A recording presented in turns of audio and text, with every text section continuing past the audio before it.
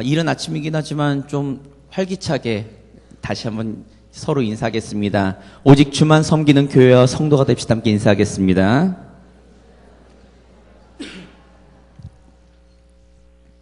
네. 얼마 전입니다. 혹시 우리 성도님들은 4월 16일이 무슨 날인지, 도대체 무슨 날인지 알고 계시나요? 작년 4월 16일 날 세월호 참사가 있었습니다. 저는 세월호 사고 그 참사를 보면서 상당히 많은 하나님께 향한 질문이 있었어요. 도대체 왜, 무슨 이유 때문에 라는 거였죠. 그리고 난 다음에 저에게 주신 하나님의 음성은 하박국서였습니다. 그래서 제가 세월호 사고 이후에 수요 예배 때 제가 하박국 강해를 하면서 하나님의 마음에 대한 것들을, 저에게 주셨던 그 마음을 우리 성도님들과 함께 나눴습니다. 그러고 난 다음에 저에게 있어서의 중요한 주제가 하나 생겼어요. 중요한 주제가 뭐냐면 과연 정의가 무엇인가라는 거였습니다. 이 정의가 무엇인가라는 질문이 저에겐 굉장히 중요하게 작용하기 시작했습니다. 우리 성도님들은 살면서 가끔씩 분노가 치밀어 오르실 때가 없습니까? 혹시 가끔씩 나도 모르는 이유 때문에 도대체 주체할 수 없는 그런 화가 치밀어 오르신 경험이 없으신가요? 저는 요즘 뉴스를 보면서 그런 감정에 휩싸이고 있습니다. 제 일이 아님에도 불구하고 그런 분노, 그런 화가 막 제 안에서부터 막 치밀어 오를 때가 있어요. 그 이유가 무엇인가라고 제 자신을 잘 살펴보니 그 이유는 이겁니다. 이 세상은 불공평하다는 거였어요. 이 세상은 정의롭지 않다는 거예요. 이 세상은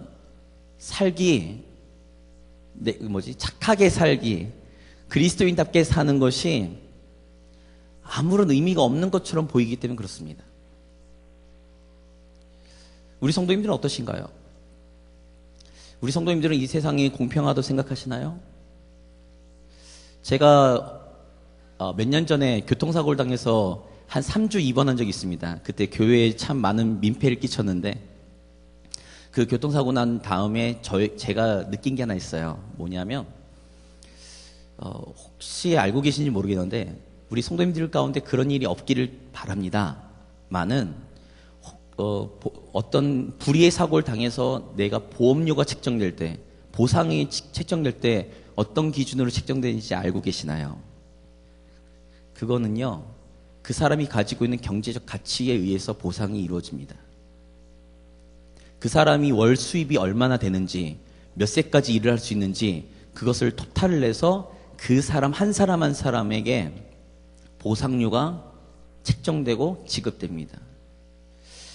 자본주의 사회에서 그렇게 인간의 가치를 평가하는 게 저는 나쁘다고 생각하지 않습니다. 많이 벌고 능력이 있는 사람이 그만큼의 보상을 받는 건 당연한 거죠. 근데 문제가 있어요. 문제가 뭐냐 하면 인간을 바라보는 시각이 경제적 가치로 그 사람이 가치가 평가된다는 것이 문제입니다. 능력이 많고 월수입이 많으신 분들은 제 이야기에 공감하지 않으실 거예요. 왜냐하면 그래도 나는 그만큼의 보상을 받으니까. 근데 저 같은 사람, 그때 저에게 책정된 보험료 산정이 100만 원이었습니다. 너무 심각하게 얘기했나요? 100만 원이었어요. 이유가 뭔지 아세요? 목회자, 사역자들은 월 수입이 이게 정확하게 책정되지 않기 때문에 그렇습니다.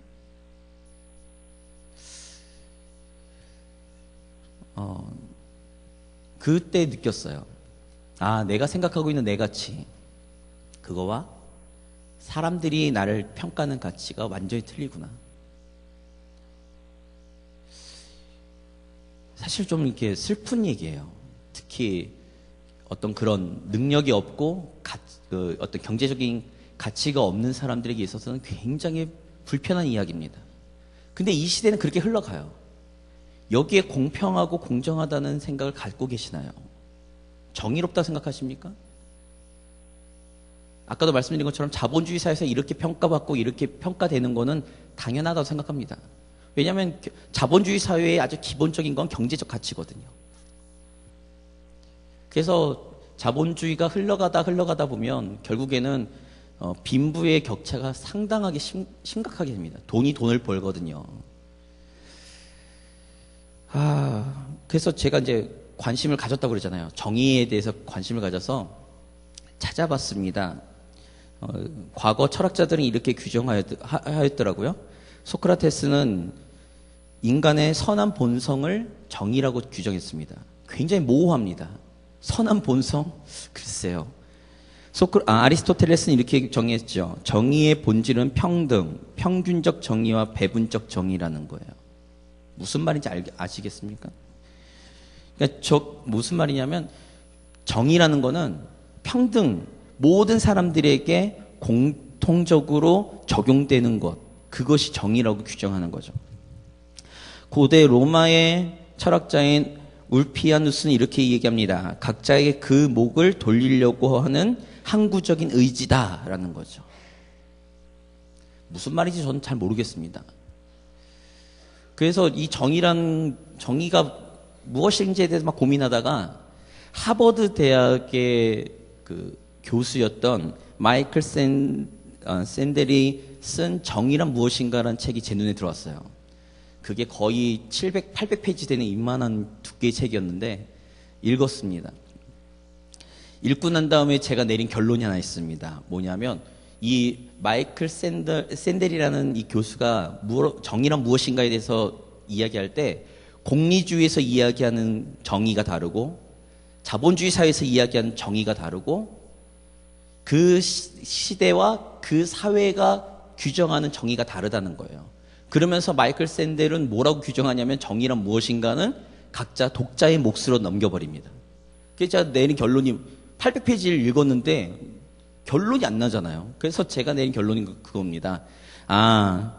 인간 사회에서의 정의라는 것을 규정한다는 것은 의미가 없구나.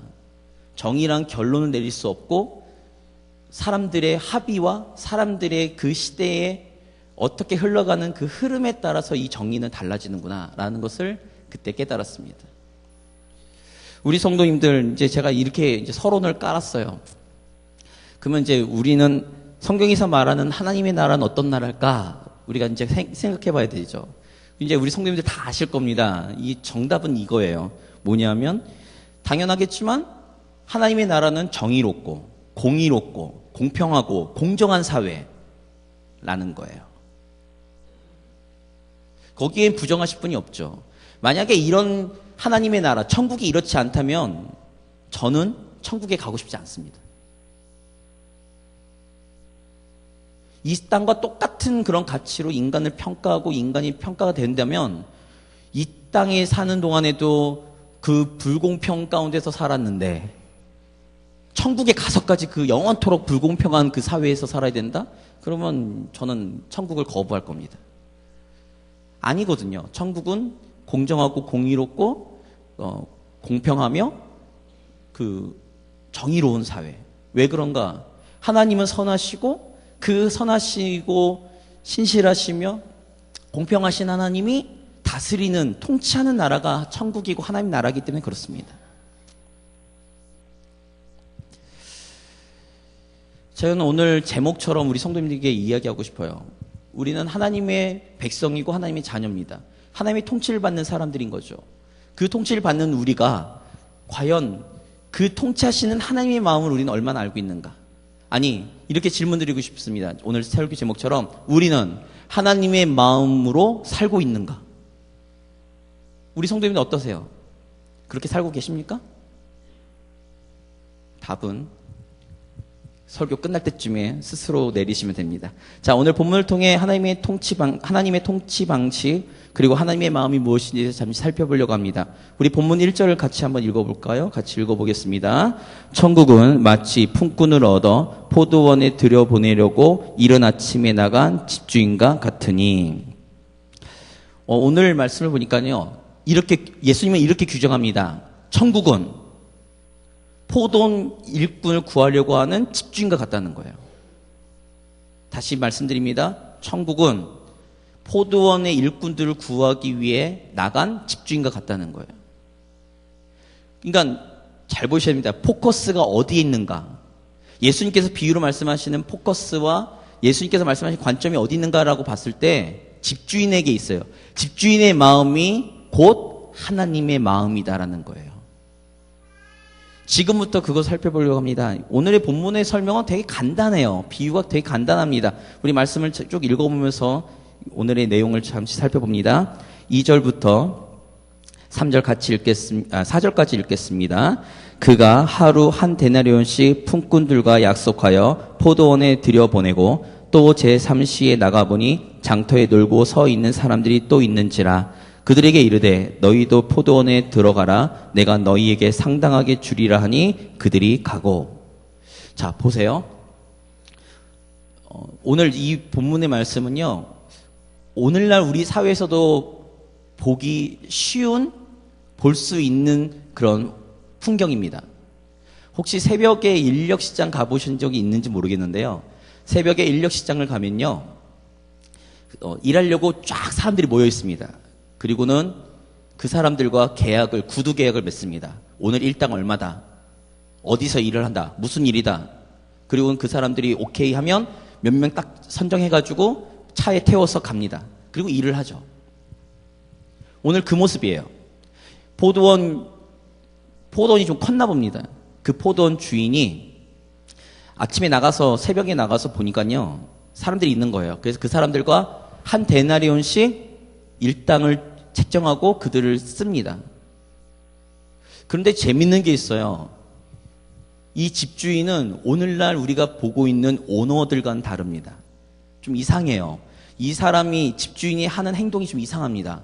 보시면 아까 말씀드렸죠. 이른 아침에 그리고 제3시에 나갔습니다. 제3시 이해가 잘 안 되시면 더하기 6을 하시면 오늘날 우리가 쓰고 있는 시간과 똑같아요. 그 다음에 5절에서부터 6절 같이 읽겠습니다. 제6시와 제9시에 또 나가 그와 같이 하고 제11시에도 나가보니 서 있는 사람들이 또 있는지라. 이르되 너희는 어찌하여 종일토록 놀고 여기 서 있느냐. 집주인이요, 계속 나가요. 나갈 때마다 사람들이 있는 거예요. 그래서 그 사람들을 계속 데리고 오는 거죠. 제6시 몇 시일까요? 12시입니다. 9시? 오후 3시죠. 11시는요? 오후 5시입니다. 보통 오후 6시면 모든 일과가 끝나요. 이 당시 예수님 사회도 그랬습니다. 오늘날 우리도 마찬가지죠. 한 6시까지만 일을 하죠. 그런데 오후 5시까지 갔는데 그때도 사람들이 있는 거예요. 그래서 그 사람들을 계속 데리고 오는 거죠. 자, 생각해 보세요. 오늘날 오너들은 그렇게 사람들을 구할까요? 안 구합니다. 근데 오늘 집주인은 왜 이런 일을 할까요? 여기에 우리가 포커스를 가져야 돼요. 오늘날 오너들은 일에 대한 것들에 중심이 있어요. 내 유익, 내 이익, 내 수익을 위해서 사람들 쓰는 거죠. 그러니까 그 사람들과 약속한 거. 그래서 이렇습니다. 오늘날 오너들은 정해진 봉급, 월급에 더 많은 일을 시키려고 하죠. 그런데 오늘 집주인은요, 좀 달라요. 같은 일당인데 일을 계속 사람들을 불러 모으는 거예요. 이유가 이겁니다. 아까 읽었는데요. 6절에 이렇게 주인이 오후 5시에 나간 사람들에게 이렇게 얘기합니다. 너희는 어찌하여 종일토록 놀고 서 있느냐는 거예요. 책망하는 거죠. 너희는 도대체 왜 종일토록 서 있냐? 놀고 있냐? 일 안 하냐? 이런 거죠. 그랬더니 이 사람들이 얘기가 이겁니다. 7절에, 우리 7절 같이 읽을까요? 이 사람들은 그냥 놀고 있는 것이 아니에요. 7절 같이 읽겠습니다. 이르되 우리를 품꾼으로 쓰는 이가 없음이니이다. 이르되 너희도 포도원에 들어가라 하니라. 이 사람들은요, 일을 구하는데요, 일을 구하지 못한 사람들이에요. 일과가 거의 다 끝났는데 왜 거기서 왜 배회하고 있을까요? 이 본문 설교에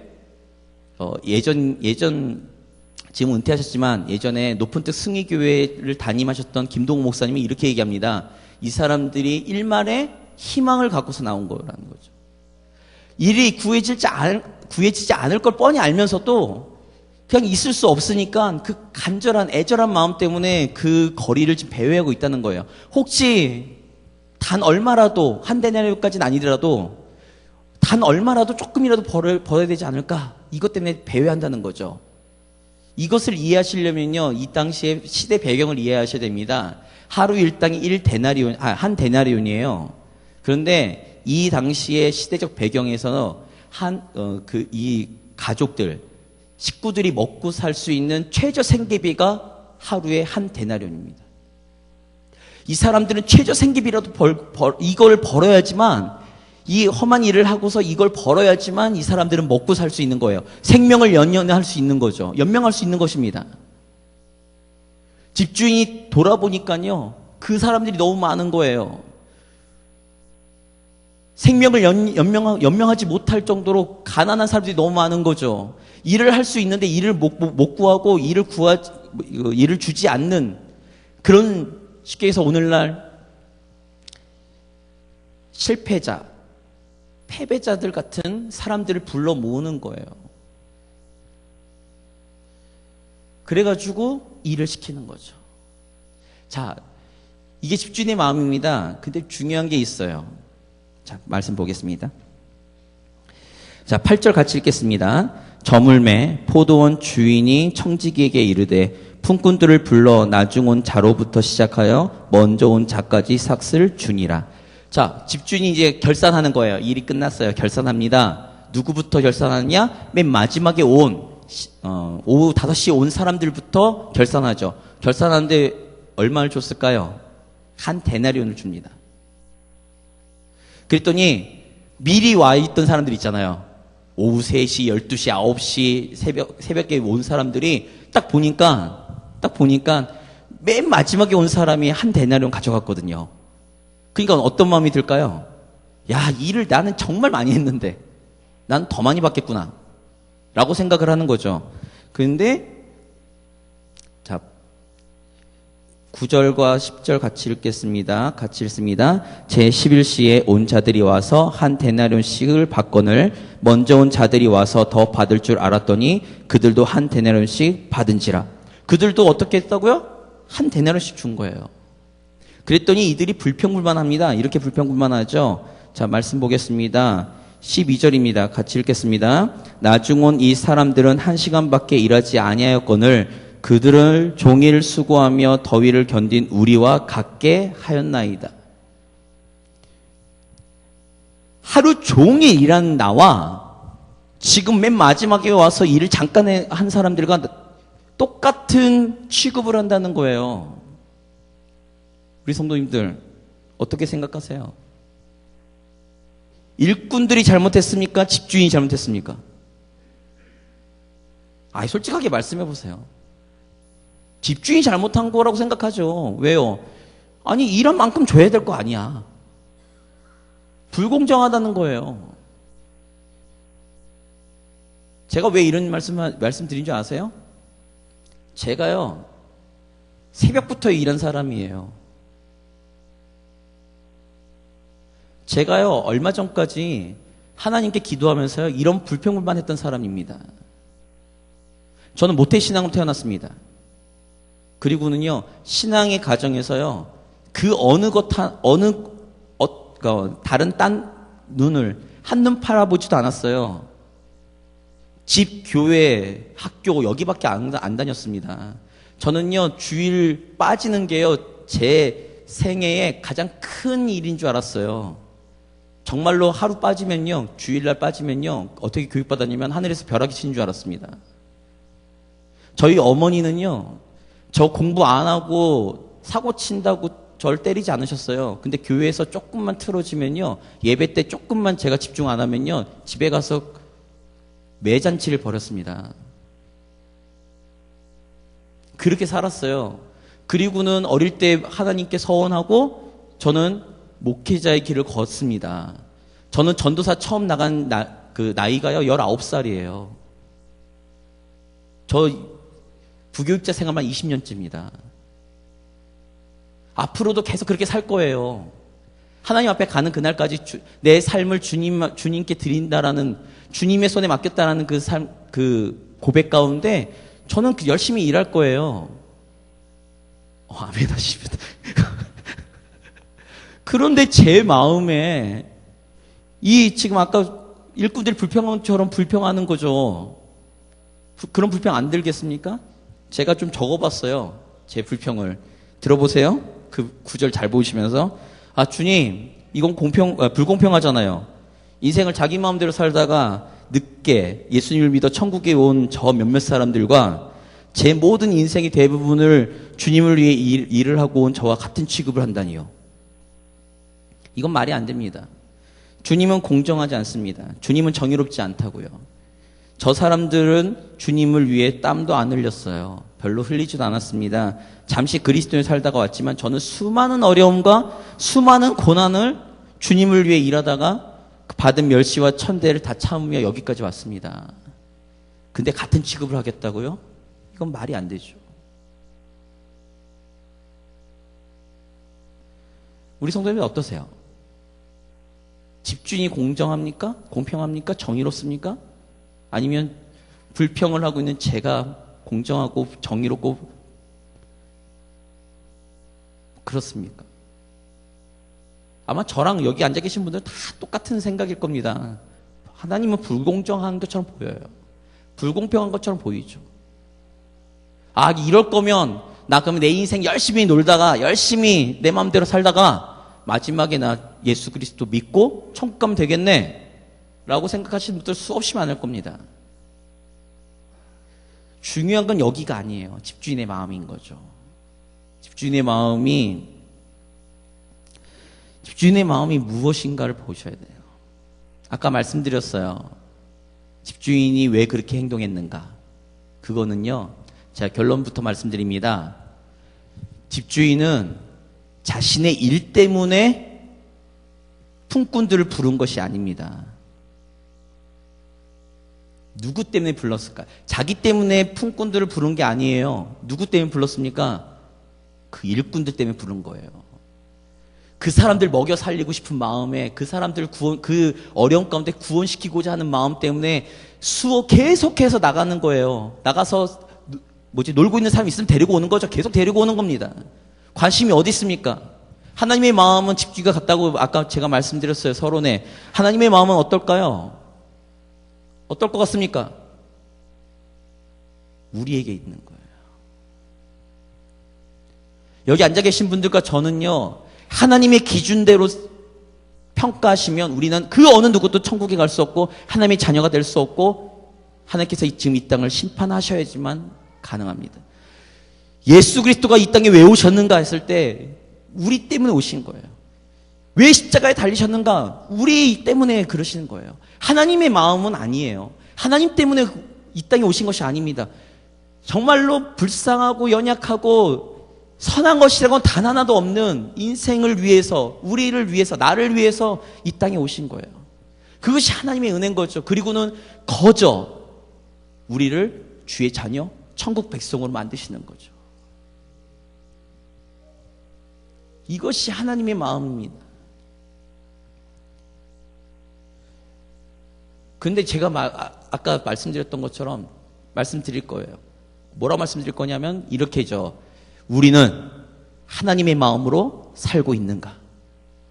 우리는 하나님의 백성이고 하나님의 통치를 받고 하나님을 예배하는 자들이라고 말을 하면서 우리의 삶은 과연 하나님의 마음을 가지고 하나님의 마음으로 우리는 품고서 살고 있는가?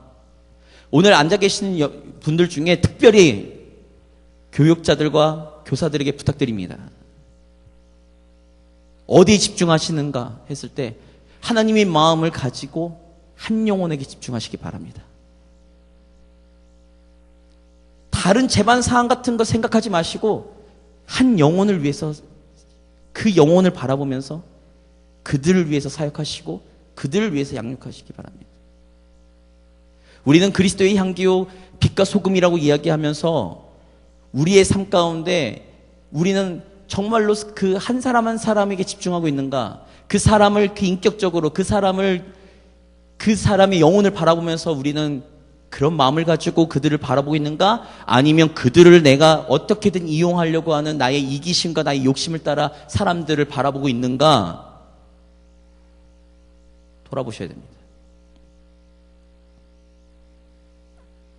저는 오늘 설교를 준비하면서 이렇게 소망합니다. 어떻게 소망하는가 하면 저와 우리 성도님들은 이 하나님의 마음을 품고서 가시는 가정, 직장, 사업장, 어느 곳을 가시든 간에 이 그리스도의 하나님의 마음을 품고서 그렇게 살아가셔서 하나님의 사랑을 증거하고 하나님의 통치를 보여줄 수 있어서 저와 우리 성도들이 가는 그 어느 곳마다 지옥 같은 그곳이 천국으로 변하는 그러한 영향력 있는 사람들이 되기를 주님의 이름으로 기도합니다. 그러기 위해서는요, 중요한 건 이겁니다. 하나님이 한 영혼 한 영혼을 바라보고 한 사람 한 사람을 있는 그 모습 그대로 바라보시면서 그들을 위해서 긍휼함을 베푸시고 은혜를 베푸신 것처럼 우리도 그 하나님의 마음을 가지고서 사람들을 조건과 그들이 가지고 있는 능력과 그들이 가지고 있는 재물과 이런 것들이 아닌 그 한 영혼을 바라보면서 우리가 살아갈 때에 세상은 하나님의 영광을 볼 줄 믿으시기 바랍니다. 마지막 이 말씀 드릴게요. 하나님께서 그냥 무조건 이렇게 살아라 이렇게 말씀하지 않았습니다. 마태복음 6장 33절에 이렇게 약속하셨어요. 너희는 먼저 그의 나라와 그의 의를 구하라. 그리하면 이 모든 것을 너에게 더하시리겠다라고 약속하셨습니다. 여기 중요한 건 이거예요. 너희가 하나님의 자녀니, 너희가 하나님의 백성이니 모든 것을 더해주겠다가 아니라 먼저 그의 나라와 그의 의를 구하고 그렇게 살면 하나님께서 이 모든 것을 더해 주시겠다라고 약속하셨다는 사실을 기억하시고 오늘부터 우리가 지금까지 어제의 삶까지 아니 지금 이 순간까지 우리의 삶이 우리의 모습이 하나님의 마음이 없었다면 그 하나님의 마음을 품고 하나님 내가 하나님의 말씀을 의지해서 살아가겠습니다. 그러니 모든 문제 가운데 하나님께서 해결해 주시고 내게 필요한 것들을 공급해 주시는 하나님의 인도하심, 하나님의 축복하심이 있기를 소망하면서 우리가 살아가기를 주님의 이름으로 부탁드리고 기도합니다. 같이 우리 말씀 붙들고 기도하겠습니다. 하나님